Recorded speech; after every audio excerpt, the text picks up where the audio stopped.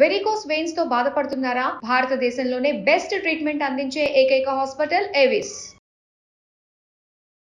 నీకు పెళ్లి కాకపోతే మేము అడిగే ప్రసక్తి లేదు. నీకు పెళ్ళి ఈ మొగుడు పిల్లడు ఉండేటప్పుడు నువ్వు ఎవరికి ఇస్తున్నావు డబ్బులు?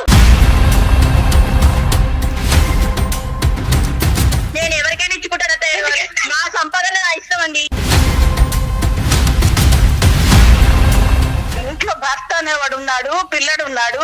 రాత్రి 2 వరకు పరాయి మగాళ్ళతో మాట్లాడవలసిన పని ఏంటి సార్? డబ్బు పిచ్చే సంపాదించాలి. సంపాదించేసి కన్నోడికంతా దోచి పెట్టేయాలి. మీ అబ్బాయి బోర్డు సంపాదన సరిపోతే మేము కష్టపడుతున్నాము.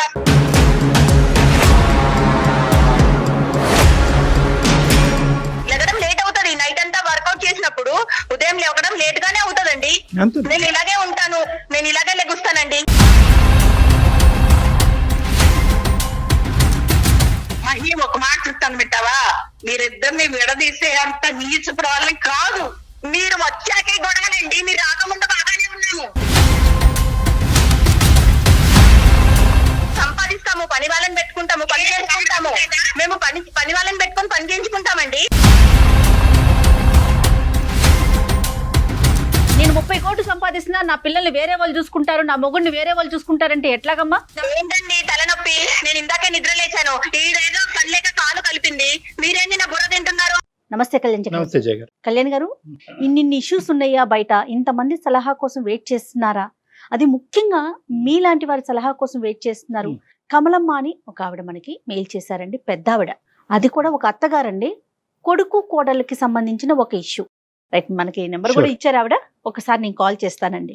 యూజువల్ గా ఇలాంటి సినారియోస్ లో కంప్లైంటెంట్ అంటాం కదండి. కంప్లైంటెంట్ సహజంగా అత్తగారు ఎప్పుడు ప్లే చేయరు ఆ పాత్ర. ఇద్దరు భార్య గాని భర్త గాని వాళ్ళిద్దరికి సంబంధించి ఇంకా పెద్ద వయసు ఉంటే వాళ్ళ పిల్లలు గాని వస్తారు గాని. అవునండి, అత్తగారి పాత్ర చాలా. హలో అమ్మా, కమలమ్మ గారండి? అవునమ్మా, ఎవరమ్మా? అమ్మా నమస్తే అమ్మా, నేను జయాని అందమైన జీవితం ప్రోగ్రామ్ నుంచి కాల్ చేస్తూ ఉన్నాను. కళ్యాణ్ చక్రవర్తి గారు ఉన్నారు. ఒక్కసారి మీరు మెయిల్లో పెట్టిన విషయాన్ని ఆయనతో ఒకసారి మాట్లాడండి అమ్మా. నమస్తే కమలమ్మ గారు. నమస్తే సార్. అంత పెద్ద ఈమెయిల్ రాశారు, మీరే కొట్టారా టైపు, లేదంటే ఎవరి చేతన కొట్టించారా? లేదు సార్, నాకు చదువు లేదు. అంటే మా పక్కన ఇంకా వేరే వాళ్ళు ఉంటారు, వాళ్ళ చేత పంపించాను నేను. ఎందుకంటే ఒక కుటుంబం దూరం అయిపోతున్నారు వాళ్ళిద్దరు ఇలాగా అని నేను విని నాకు బాధ అనిపించి, బయట వాళ్ళు కాదు సార్, నా కొడుకు కోడలు సార్ వాళ్ళు. అయ్యా, వాళ్ళకి పెళ్ళై ఈ మధ్యనే ఒక 7-8 ఏళ్ళ బాబు ఉన్నాడు సార్, అంతే. చెప్పండి అమ్మా. నా కొడుకు కోడలు విడిపోవాలని చూస్తున్నారు. అయ్యో, అది నా చెవులారా విన్నాను నేను. నా కొడుకు జీవితం ఏమైపోతుంది, నా మనోడు ఉన్నాడు చిన్న బాబు, ఆ పిల్ల ఎందుకు అలా చేస్తుందో నాకు అర్థం కావటం లేదు. అంటే పిల్ల చేయటమా కొడుకు కూడా చేయటం అంటారా? లేదు, నా కొడుకు వల్ల ఏ తప్పు లేదు సార్, నిజంగా చెప్తున్నాను. తప్పు అంటూ ఉంటే ఆ పిల్ల వల్లే ఉంది. ఏంటమ్మా అసలు సమస్య ఏంటి? ఆ పిల్లకి డబ్బు సమస్య, ఇంకేమీ లేదు. నా కొడుకు తెల్లవారు 9 గంటలకు వెళ్ళి రాత్రి 9 గంటలకు వస్తాడు, కష్టపడుతున్నాడు, డబ్బు సంపాదిస్తున్నాడు. అది చాలదంట ఆవిడకి, ఇంకా కట్టలు కావాలి, డబ్బులు కావాలి. డబ్బు డబ్బు డబ్బు డబ్బు డబ్బు. ఏం చేసుకుంటదో? ఏం చేసుకుంటారు సార్? డబ్బుతోనే పుట్టాము మనం, కాదు కదా. వాడు కష్టపడి తెస్తున్నాడు ఆ డబ్బుతో. అది కాదు సార్, ఒక మాట, ఒక పెళ్ళయి కొడుకున్న అమ్మాయి రాత్రి 1 గంట 2 వరకు వేరే వాళ్ళతో మాట్లాడుతుంటే ఎలా ఉంటది సార్?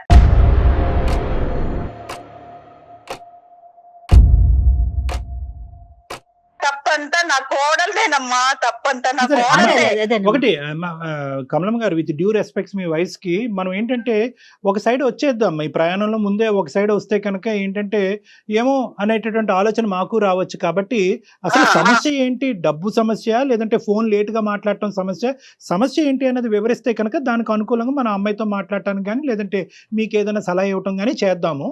నా ఉద్దేశం ఏంటంటే ఫస్ట్ మీరు ఉన్నది ఉన్నట్టుగా చెప్పండి. ఉన్నది ఉన్నట్టుగా చెప్తున్నాను సార్. ఇంట్లో భర్త అనేవాడు ఉన్నాడు, పిల్లడు ఉన్నాడు. రాత్రి 2 వరకు పరాయి మగాళ్ళతో మాట్లాడవలసిన పని ఏంటి సార్?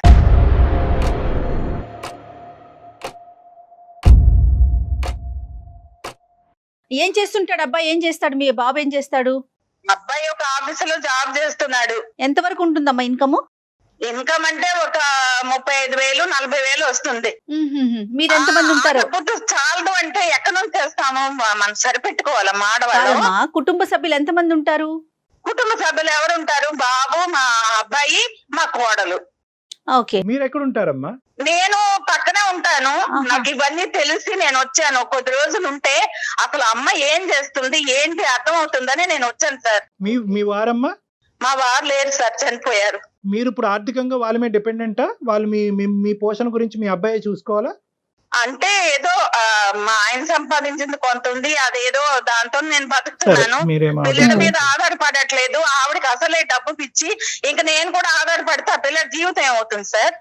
అది అంతవరకు అర్థమైందమ్మా. మీరు వాళ్ళ మీద ఆధారపడట్లేదు అన్నది అర్థమైంది. సో మీ వల్ల ఏమి వాళ్ళిద్దరి మధ్యన డిస్టర్బెన్స్ లేదు. ఆర్థిక సమస్యలు అనేటటువంటిది రాలేదు. ఆ అమ్మాయి అయితే సంపాదించట్లేదు. ఆ అమ్మాయి ఏమైనా చదువుకుందమ్మా?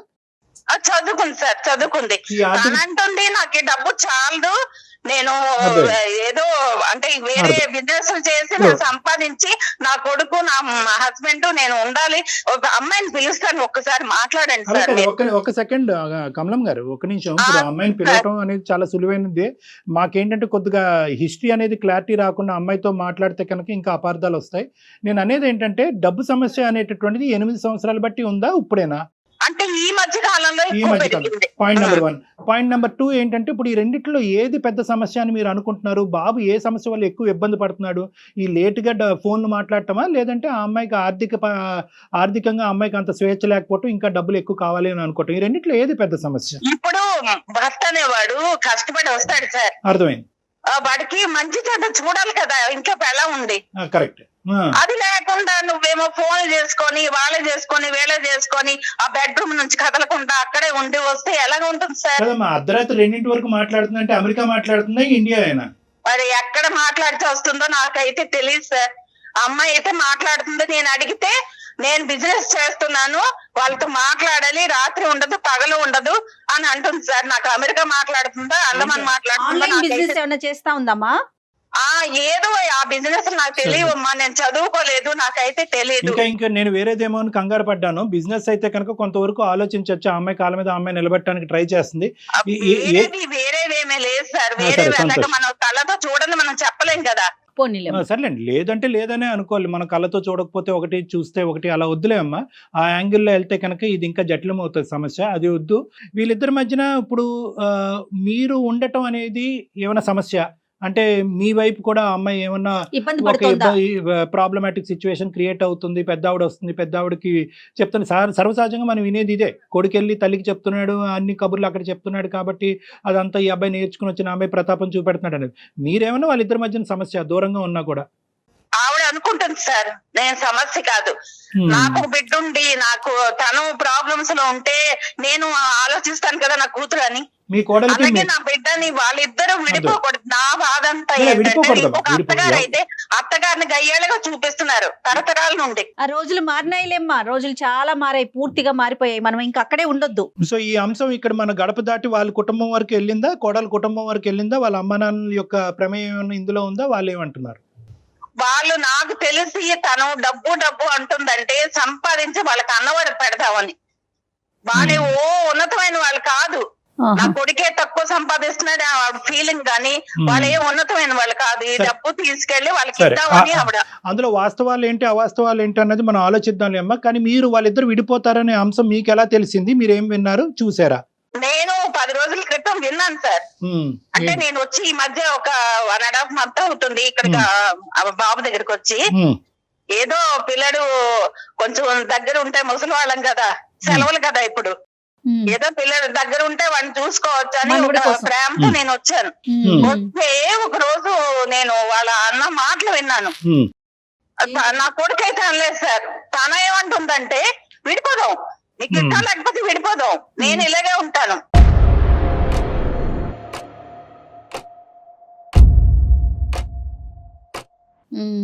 మనం సంపాదించాలి, మేడలు మిద్దెలు కట్టాలి, కార్లు కొనాలి, బయట నా ఫ్రెండ్స్ దగ్గర ఉన్నతంగా ఉండాలని ఆవిడ కోరుకుంటుంది. నా బాధ అంతా ఏంటంటే నా కొడుకు చాలా అమాయకుడు సార్. కమలం గారు మీ కోడల గురించి 2 మంచి మాటలు చెప్పండి అమ్మా. నేను మంచిదే అని చెప్తున్నాను సార్. మంచిదే, కానీ తనకి డబ్బు పిచ్చి. డబ్బు పిచ్చే సంపాదించాలి, సంపాదించేసి కన్నోడికంతా దోచి పెట్టేయాలి. అది మనం ఎలా చెప్తామమ్మా? అప్పుడే మీరు ఒక ఫైనల్ కి రాకండి. మంచిదే అన్నారు కానీ మంచితనంలో ఏంటన్నా చెప్పలేదు, మళ్ళీ డబ్బుకి వచ్చేసారు మీరు. అదే, కాదు, అదే. 2 మంచి మాటలు చెప్పండి, 2 మంచి మాటలు. అంటే నేను ఆలోచించే విధానంలో ఆవిడ తప్పు చేయలేదు. రైట్, ఒక ఆ తప్పు అయితే చేయలేదు. ఇంకా Right. చేయలేదు.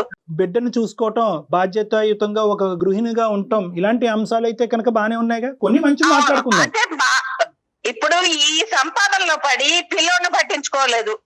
తర్వాత నా కొడుకు ఏం తింటున్నాడో, మళ్ళీ చెడు. వాడే టేబుల్ దగ్గరికి వెళ్తున్నాడు, అన్నం మంచి రాదు. పెట్టుకుంటున్నాడు, తింటున్నాడు. అమ్మ మీరు వచ్చి 1.5 నెలలు అవుతుందా ఇక్కడికి? అవును సార్, అవునమ్మా, అవును మేడం. ఆ అమ్మాయికి ఏదో ఫోన్ ఇస్తానన్నారు, ఒక్కసారి ఆ అమ్మాయికి చిన్న హింట్ ఇచ్చి దయచేసి మేము ఇలా మాట్లాడుతున్నట్టుగా చెప్పి ఇవ్వండి. ఆ అమ్మాయికి ఇచ్చే ముందు ఇంకేమన్నా అంశాలు ఉన్నాయా కీలకమైనవి? కీలకమైన మరి అమ్మాయితో మాట్లాడితే మీకు తెలుస్తుంది Right, సార్. okay. అది అలాగే చేస్తాను. నేను ముసలిదాన్ని, నేనేం చెప్తాను అయ్యో చెప్పండి. అయ్యో, ఇవ్వండి అమ్మా, ఇవ్వండి. మహి మహి ఇలా రా అమ్మా, రా రా రా. అయ్యో నేను అరవట్లేదు, అయ్యో లైన్ లో ఉన్నారు, రా ఇలాగా. ఇదిగో డాక్టర్ గారు మాట్లాడతారు, మాట్లాడు. నీకు ఆ నోరు పడేసుకోవడమే. అయ్యో గట్టిగా మాట్లాడే తల్లి, డాక్టర్ గారు లైన్ లో అయ్యో సరే సరే తర్వాత ఉండు గాని నేను నా మాటకు విలువ ఇచ్చి ఒక్కసారి డాక్టర్ గారితో మాట్లాడా. ఇలా ఇవ్వండి. హలో మై నమస్తే అమ్మా, నేను డాక్టర్ కళ్యాణ్ చక్రవర్తి, సుమన్ టీవీ అందమైన జీవితం నుంచి. చెప్పండి ఏంటండి?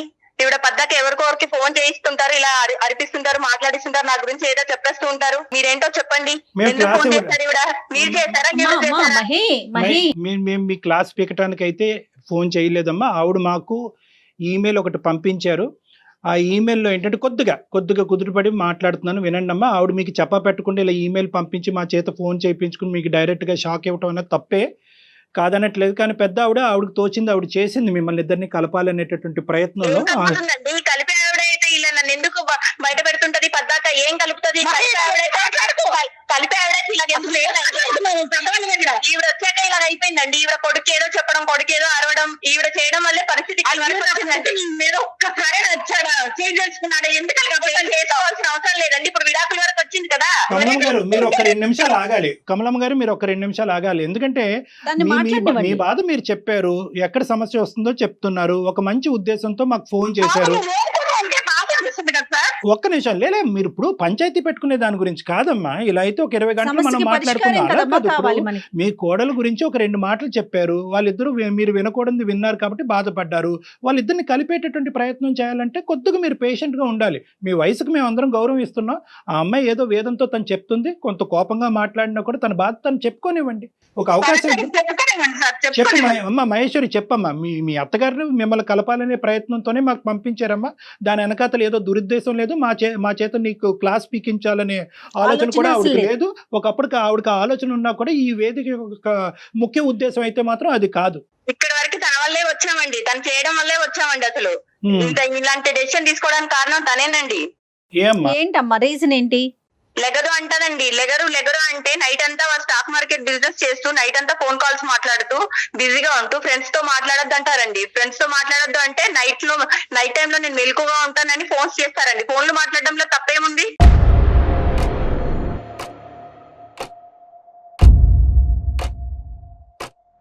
ఫోన్లు మాట్లాడకూడదు అంటారండి. మధ్యాహ్నం 12 గంటలకు లేస్తుందా? నైట్ అంతా ఫోన్ కాల్స్ మాట్లాడి బిజినెస్ సంపాదించినప్పుడు లేట్ అవుతారండి, లేట్ అవుతుంది ఉదయము.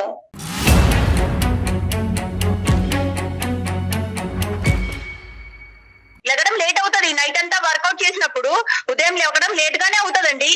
నేను ఇలాగే ఉంటాను, నేను ఇలాగే లెగుస్తానండి. నా పద్ధతి ఇలాగే ఉంటది. అలాగే నీ ఇష్టం చేసుకో.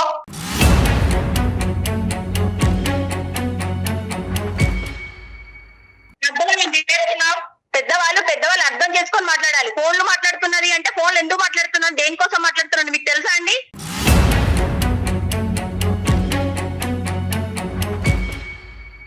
అది కనుక్కోవటం గురించే నీకు ఫోన్ ఇమ్మన్నాము, నీ వర్జన్ ఏంటో చెప్పమన్నాము. అదే అండి డాక్టర్ గారు, నేను నైట్ అంతా బిజినెస్ గురించి కాల్స్ మాట్లాడతాను, ఫ్రెండ్స్ కాల్స్ చేస్తారు, మాట్లాడతాను. అది మాట్లాడొద్దు అంటారు, తప్పంటారు. తన పూర్వకాలం మనుషులుగా మాట్లాడతారు. ఇప్పుడు అలా ఎలా అవుతుందండి? సంపాదిస్తాము, పని వాళ్ళని పెట్టుకుంటాము, పని చేసుకుంటాము. మేము పని వాళ్ళని పెట్టుకొని పని చేయించుకుంటామండి. పని వాళ్ళు చేసే పని వాళ్ళు చేస్తారు, మా పని మేము చేస్తామండి. చెయ్యను, నేను చేయకపోతే మీరు చేస్తున్నారా? చెయ్యనండి, నేను ఇలాగే ఉంటాను. డాక్టర్ గారు వాడు చిన్న చెయ్యనండి. మరి అమ్మ అంటే నాకు అవునండి, సంపాదించాలి కదా. బిజినెస్ అన్నప్పుడు సంపాదించుకోకపోతే ఎలా ఉంటామండి? సంపాదించుకోవాలి కదా. సరిపోదు కాబట్టి మేము కూడా కష్టపడుతున్నాము. మీ అబ్బాయి బోర్డు సంపాదన సరిపోతే మేము కష్టపడుతున్నాము.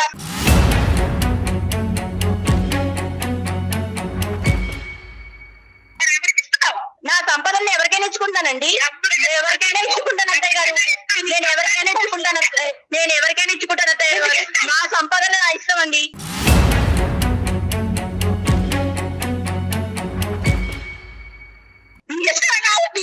నా సంపాదన నేను సంపాదిస్తున్నాను. నేను నా బాబు ఖర్చు పెట్టుకుంటాను, మా ఆయన ఖర్చు పెట్టుకుంటాను, కుదిరితే మీకు పెడతాను. నేను ఇలాగే ఉంటాను.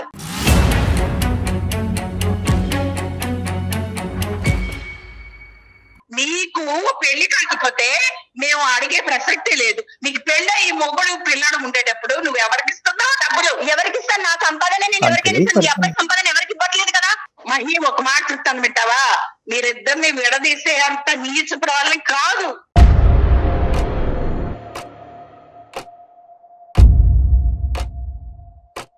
మీరు వచ్చాకే గొడవలండి. మీరు రాకముందు బాగానే ఉన్నాము. ఎందుకు వచ్చాను? వచ్చారా 4 రోజులు ఉన్నారా వెళ్ళిపోయారా అంటే ఇలా తగ్గులు పెట్టడానికి వచ్చినట్టుగా ఉన్నారు మీరు. అమ్మ నేను మీకు నమస్కరించి చెప్పేది ఏంటంటే, ఈరోజు ఆ అమ్మాయి తన భావాన్ని పూర్తిగా వ్యక్తపరచకుండా మేము ఎటువంటి కంక్లూజన్కి సొల్యూషన్కి రాలేము.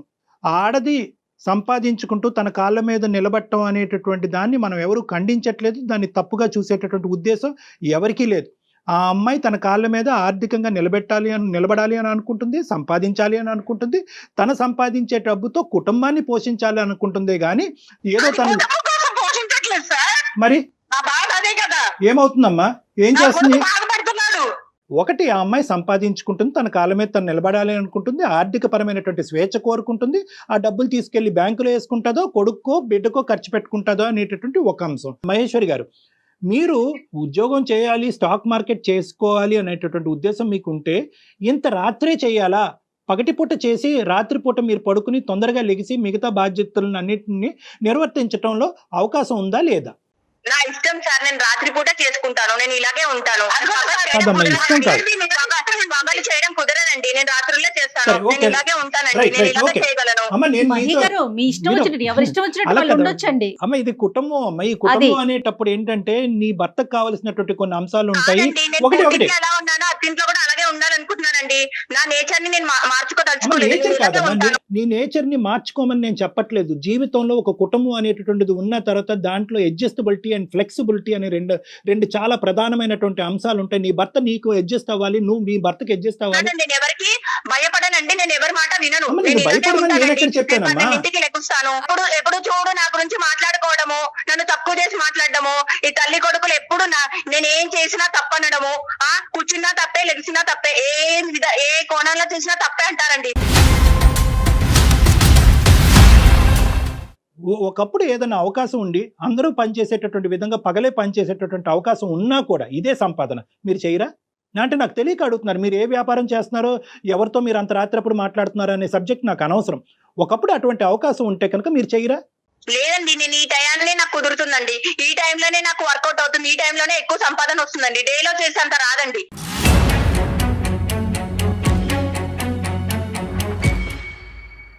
మీరు ఇలా చేయటం వల్ల మీ భర్త గారు గాని మీ బిడ్డ గాని ఇబ్బంది పడుతున్నారో లేదో అనేటటువంటి విశ్లేషణ. బాబు కోసమే కదండి కష్టపడుతుంది, నేను కూడా నైట్ అవుట్లు నా నిద్ర మానుకొని కష్టపడుతుంది, వాళ్ళ కోసమే కదండి, కుటుంబం కోసమే కదండి. 4 సంవత్సరాలు బాబు, నీ భర్త 8 సంవత్సరాల క్రితం పెళ్ళైనటువంటి మీ భర్త, వీళ్ళు ఇబ్బంది పడుతున్నారా లేదా?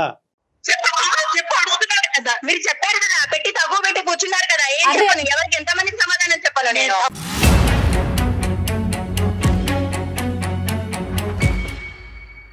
అమ్మ నువ్వు చాలా విపరీతమైనటువంటి ఇమోషన్ తో మాట్లాడుతున్నావు, నాకు అర్థం అవుతుంది. ఆ ఇమోషన్ లో ఎక్కడా కూడా రేషనాలిటీ, లాజిక్ కనిపించట్లేదు. మొండిగా వాదిద్దాం అంటే ఇంకో 10 గంటల పాటు మొండిగా వాదిద్దాం అమ్మ. దీనివల్ల నీతో ఇలా మొండిగా వాదన వల్ల నీ కుటుంబానికి ఉపయోగం లేదు, మాకు ఉపయోగం లేదు, ఎవరికి మనశ్శాంతి లేదు.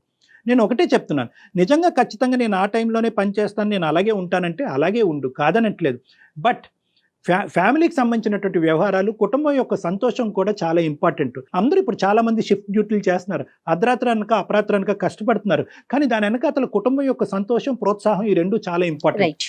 ఈ కుటుంబం యొక్క సంతోషం, ప్రోత్సాహం నెగ్లెక్ట్ అవుతే కనుక నువ్వు ఎన్ని కోట్లు సంపాదించినా కూడా అది బూడిద పాలేనమ్మా. ఆవిడ వచ్చాక కదండి విడాకుల వరకు వచ్చింది ఇప్పుడు పరిస్థితి. అమ్మా, ఆవిడ ఆవిడ వచ్చాక కదండి ఏ విధంగా ఆవిడ బాబుకి వచ్చాక వాళ్ళ తల్లి ఏంటి దూరం అవుతున్నారు. కాదమ్మా, కాదు మహేశ్వరి, ఆవిడ వచ్చి అంటే నెల రోజులు అవుతోంది మీ దగ్గరకు వచ్చి. ఈ నెల రోజుల్లోనే మీ ఇద్దరి మధ్య ఉన్న సఖ్యత పోయింది, 8 ఏళ్ల వివాహ బంధం పోయింది, మీ మధ్యనున్న కొడుకు పోయాడు, విడాకుల దాకా వెళ్ళిపోయారా? అనేది ఏంటంటే వీళ్ళు ఈ పరిస్థితిలో ఉన్నారు, ఇది రిస్క్ లో ఉంది ఈ మ్యారేజ్ అని చెప్పి ఆవిడ కాబట్టి వచ్చి వచ్చాను అంటున్నారు. డివోర్స్ విడిపోయే పరిస్థితికి వచ్చింది అని చెప్పి మీరు ఫిక్స్ అవుతే కనుక నేను ఏం చేయలేను, కానీ ఇక్కడ విడిపోవటానికి ఎటువంటి కారణాలు లేవు. ఇది only about adjustment. Divorce separation వరకు అక్కర్లేదు, ఇది ఓన్లీ అడ్జస్ట్మెంట్. వీళ్ళతో నేను పడలేనండి, నేను వీళ్ళతో ఉండలేనండి.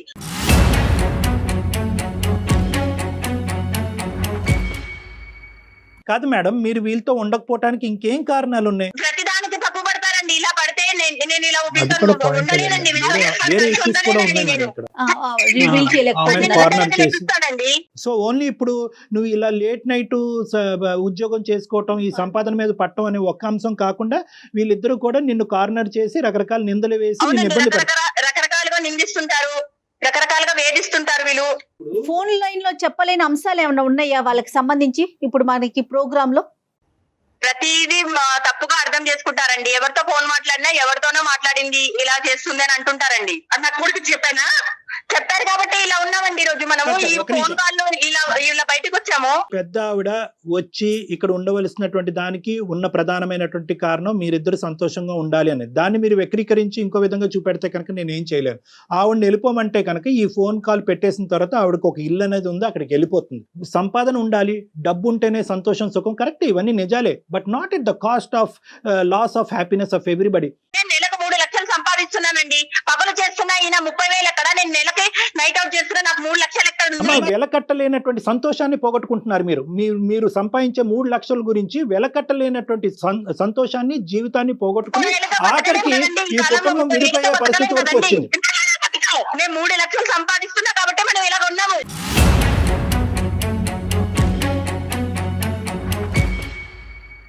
మీరు సంపాదిస్తున్నారు కాబట్టి మేమందరం మీ మీద కక్ష కట్టాము అని చెప్పి దయచేసి మీరు అనుకోవద్దు. అదే సంపాదన కొద్ది కాంప్రమైజ్ అవుతాయి కనుక 2 వస్తాయి కదా, సంతోషం వస్తుంది, డబ్బు వస్తుంది, సుఖం వస్తుంది. దయచేసి ఒక్కసారి ఆ ఇమోషన్ తీసి పక్కన పెట్టేసి అందరూ నన్ను తొక్కేస్తున్నారు, నా మీద ఎక్కేస్తున్నారు అనేటటువంటి ఆలోచన తీసి పక్కన పెట్టి మీ కుటుంబం గురించి ఆలోచించి ఒక సలహా ఇచ్చేటటువంటి నలుగురు ఉన్నారు అనేటటువంటి ఓపెన్ మైండ్ సెట్ తో ఒక ఉండండి. తల్లిగా ఆలోచించండి. నేను ఆలోచించాను.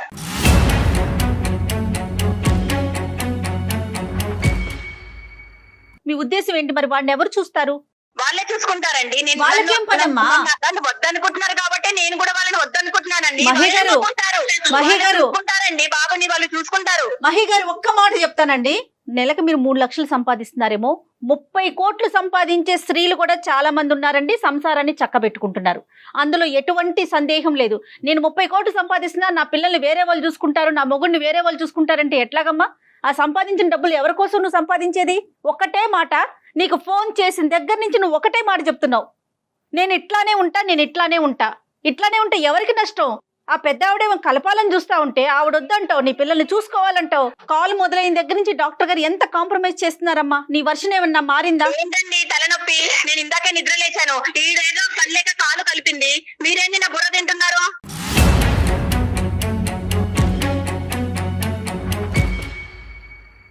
నేను వెళ్ళిపోతున్నాను. అమ్మా ఒక్క నిమిషం. హలో మహేశ్వరి గారు. ఇంకా తన వర్షన్ తనదే డాక్టర్ గారు, తన ఎవరి మాట వినదు నాకు అర్థమైనంత వరకు. అమ్మా విన్నారు కదా? వెళ్ళిపోయిందమ్మా, అమ్మాయి వెళ్ళిపోయిందా? నేను చెప్పలేకపోయాను, ఇప్పుడు మీరు చెవులారా విన్నారు కదా? వెళ్ళిపోయిందా అమ్మా కమలమ్మ గారు? వెళ్ళిపోయింది, రూమ్ లోకి వెళ్ళిపోతాను. సరే నా మాట వినండి కమలమ్మ గారు, ఒక్క నిమిషం. బాధపడకండి కమలమ్మ అమ్మా. గారు ఒక్క నిమిషం.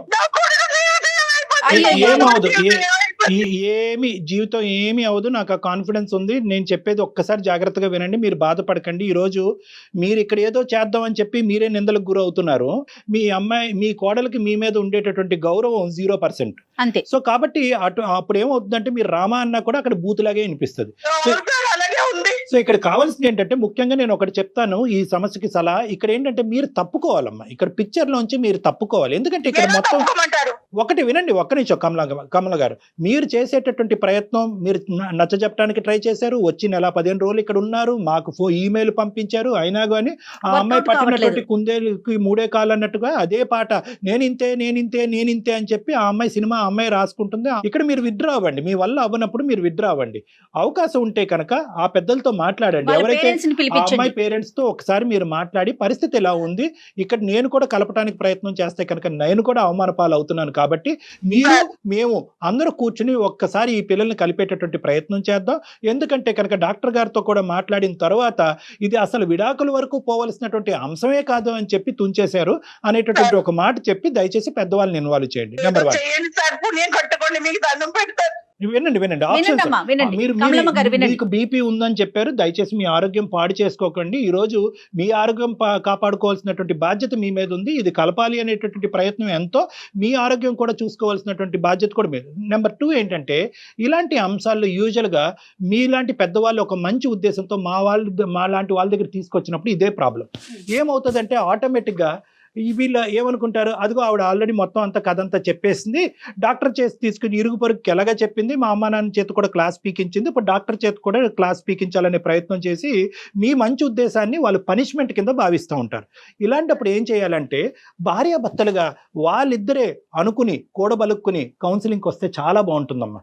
మన ఇద్దరం తేల్చుకోలేకపోతున్నాం, మీ అబ్బాయిని అనమనండి, మన ఇద్దరం తేల్చుకోలేకపోతున్నాం, మన ఇద్దరం మీ అమ్మ నాన్న దగ్గరికి పోతే వాళ్ళ తరపున వాళ్ళు మాట్లాడుతున్నారు, మా అమ్మ నాన్న దగ్గర పోతే వచ్చి, కాబట్టి మన ఇద్దరం వెళ్ళి ఒక కౌన్సిలింగ్ తీసుకుని ఒక న్యూట్రల్ పర్సన్ ఏం చెప్తాడో చూద్దాం. నా దగ్గరికి అని నేను అనట్లేదు, ఎవరన్నా ఒక థెరపిస్ట్ ఒక న్యూట్రల్ పర్సన్ దగ్గరికి వెళ్ళి ఒక ఫ్యామిలీ కౌన్సిలర్ దగ్గరికి వెళ్ళి ఏమండి మా పరిస్థితి ఇలా ఉంది, నేను ఎలా మారాలి, ఈ అమ్మాయి ఎలా మారాలి అనేటటువంటి విధంగా ఈ సజెషన్ మీ అబ్బాయి దగ్గర నుంచి మీ కోడల పిల్లకి ఇచ్చేటటువంటి ప్రయత్నం చేయండి. అది మీరు పాత్ర వహించాలి. ఇప్పుడు మీ అబ్బాయిని ప్రోత్సహించి కౌన్సిలింగ్ కి పంపించండి. ఇప్పుడు ఏంటంటే ఇప్పుడు ఈ ఫోన్ కాల్ పెట్టేసిన తర్వాత మీ కోడలు మీ మీద విరుచుకుపడేటటువంటి అవకాశం ఉంటుంది.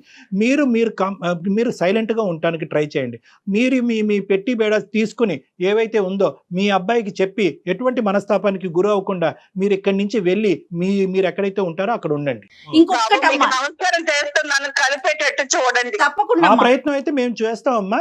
నేను అనేది ఏంటంటే మీరు చేసేటటువంటి ప్రయత్నం వల్ల మీరు ఇంకా కుటుంబానికి దూరం అయ్యి మీ మీద అనవసరమైనటువంటి నిందలు Issues పడుతున్నాయి. రాకుండా. కాబట్టి మీరు ఇక్కడి నుంచి వెళ్ళటం అంటే మర్యాద పూర్వకంగా ఒక పెద్ద మనసు చేసుకుని, మిమ్మల్ని అక్కడ నెట్టేయట్లేదు కానీ మర్యాద పూర్వకంగా ఒక పెద్ద మనసుతో తాత్కాలికంగా. వాళ్ళ భవిష్యత్తు దృష్ట్యా మీరు వెళ్ళమని నేను బయటకు వెళ్ళమని చెప్తున్నాను.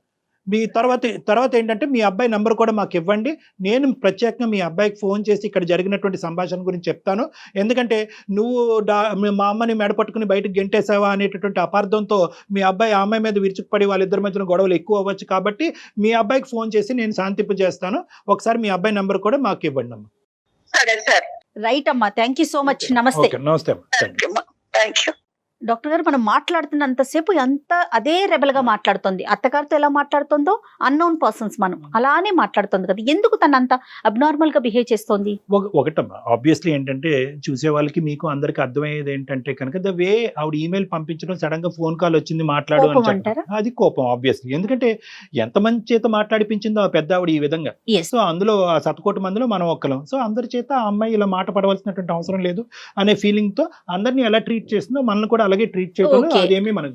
రెండో అంశం ఏంటంటే ఇక్కడ టీమింగ్ అప్ ఎఫెక్ట్ అమ్మా, చాలా కుటుంబాల్లో ఇదే. ఇప్పుడు ఎందుకంటే ఎంత కాదు అనుకున్నా ఆ పెద్ద ఆవిడ వీళ్ళిద్దరిని కలపాలి అనేటటువంటి ప్రయత్నం చేయాలని అనుకున్నా కూడా నింద ఎవరి మీద వేస్తుంది? అమ్మ నీ కోడల గురించి 2 మాటలు చెప్పు, 2 మంచి మాటలు చెప్పని ఒక్క మాట అన్నా చెప్పిందా? చెప్పలేదు. కొడుకు గురించి చాలా మాటలు చెప్పింది, కోడల గురించి నింద. సో ఆటోమేటిక్ గా ఇక్కడ టీమింగ్ ఎఫెక్ట్ వస్తుంది. మీరు అందరూ ఒకటి, నేను ఒక్కదాన్ని ఒకటి. ఆఖరికి ఆ ఫ్రస్ట్రేషన్ లో అమ్మాయి ఏమైందంటే కనుక ఏం ఉద్యోగం చేస్తుంది, ఎంత సంపాదిస్తుంది, ఏ టైం పడుకుంటుంది, బాధ్యతలను ఎంత విస్మరిస్తుంది అన్ని తీసి పక్కన పెట్టేసి నా దారి రహదారి నేను ఇంతే అనేటటువంటి విధంగా మాట్లాడుతుంది. ఇది రెండో అంశం. మూడో అంశం ఏంటంటే ఇప్పటికీ కూడా ఈ 8 సంవత్సరాల ప్రయాణంలో ఆ అమ్మాయి చెప్పలేనటువంటిది, ఈ రోజు ఈ విశ్లేషణలో చెప్పకూడనటువంటి అంశాలు చాలా చెప్పలేదు మనకు అమ్మాయి. తను అసలు ఏం మాట్లాడట్లేదు. ఏంటంటే ఈ రోజు ఉద్యోగం చేసి ఈ విధంగా నిలబడటం అనేటటువంటిది ఓన్లీ 10% ఆఫ్ ద షో అని నాకు అనిపిస్తుంది. ఇక్కడ కొడుకు దగ్గర నుంచి కానీ అత్తగారి దగ్గర నుంచి కానీ, అంటే డ్యూ రెస్పెక్ట్స్ పెద్ద ఆవిడ మంచి ఉద్దేశంతో మనకి ఈమెయిల్ పెట్టినా కూడా వాళ్ళు ఏ విధంగా 8 సంవత్సరాల పాటు ఈ అమ్మాయిని చూశారు, ఎటువంటి, ఎందుకంటే నిందలు అని చెప్పి చాలా మాట్లాడారు. సో బహుశా ఈ అన్ని ఫ్రస్ట్రేషన్ వల్ల ఆ అమ్మాయి అంత మొండిగా వాదిస్తుందని మనం అనుకోవాలి. రైట్ కళ్యాణ్ గారు, నమస్తే.